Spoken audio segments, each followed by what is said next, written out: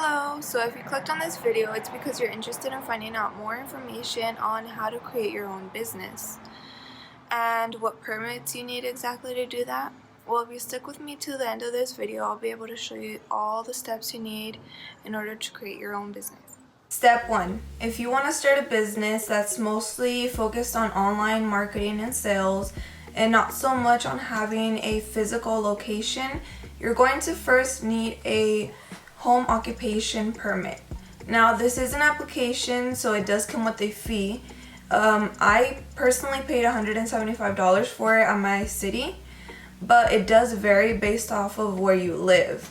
Now, this home occupation permit does look like this, and it basically asks you for information about the nature of the business that's going to be located at your home. And when they give you this permit, they do talk to you, and they do just make sure that you know that you can't be advertising it on the outside of your home. They do tell you about the requirements, and they just want to make sure that you have a space for inventory. So you have to basically have a separate room that's dedicated to your business.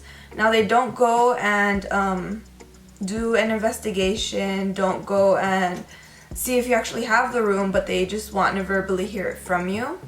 Your second step, once you get verified or you get approved for your home occupation permit, if it does apply to you, if you're just going to do a virtual business, you do need to then apply for your business license. Now, my business license was $204, but again, it does vary depending on where you live. And if you go on this website right here, it's going to take you to the exact place where you are going to need to fill out a form which has a series of different questions tailored to your business and what you're going to focus on, whether it's selling women's clothes, opening a food restaurant, or just anything you want actually. You're gonna click on register online, and it's going to take you to this website. Now, once you get on that website, if you already have an existing account, great, just go ahead and log in. But if you don't, you are going to have to create an account for your business. Your business license document or application is going to look something like this. It's going to generally just be information about your business, asking you for its name, the address of the physical location where your business is going to be at, as well as your personal information since you are going to be the owner. And you just need to fill this information out and go ahead and turn it back in. After you turn it in, you are going to be charged whatever the fee is where you're from, which mine was again $204. You are going to have to wait about a week, maybe 2 max, in order for you to get your business license certificate in the mail. You have to wait for that before you move on to your next steps, because the number on your business license is what you need. Step 4, you need to register for your seller's permit.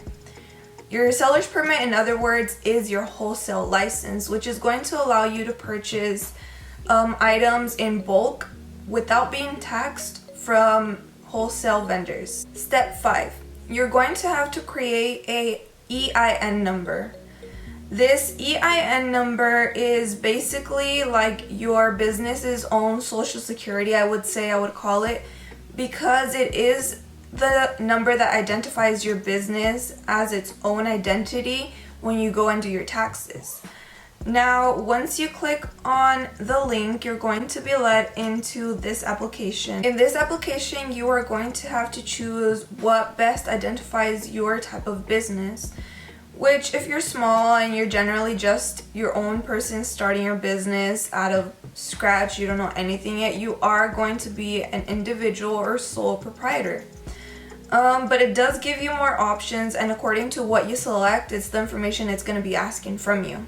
6, you are also going to need to create a fictitious business name. A fictitious business name is basically the name of your business. And in order to get this or apply for a fictitious business name, you are going to need to go to your local clerk's office. And this also does have a fee. Mine was $35. Again, it might vary depending on where you're from. Step 7.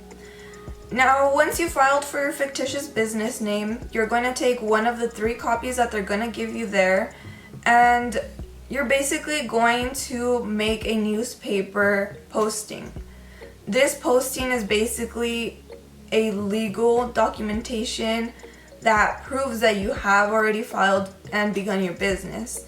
This does, however, have to be done within 30 days after you filed for your fictitious business name.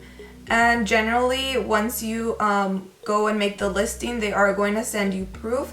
So you are going to get the newspaper proving that you've already filed for it in your mail. Now, this also does have a fee. Mine was $30. And yours might vary depending on what newspaper you decide to go to. Step 8. Now you're going to have to take one of the 3 copies that the clerk's office gave you once you filed for a fictitious business name and take it to the bank of your choosing, whichever bank you're going to create your business account in, and hand them one of those copies. Only once you've handed them one of those copies is when they will allow you to create a business account with them. If you don't have a fictitious business name, they won't allow you to create an account. Step 9. Now, the very last step is to create a P.O. box because you don't want your address getting leaked. You don't want people online getting your personal address. So you do want to get a P.O. box in case you have any returns coming in. They do have a place to hold them for you. Now, I did also have to purchase this, but it was $70 for an entire year. After the entire year, you are going to have to renew it in order for you to continue having your P.O. box available to you. Okay, so after we've gone through all of that, you might be asking, well, how much does it actually cost to start a business? Well, if you add in how much the home occupation permit is, the business license, fictitious business name, newspaper posting, and your P.O. box, you're looking at about $514, which is what I ended up paying, but it does vary depending on where you're located.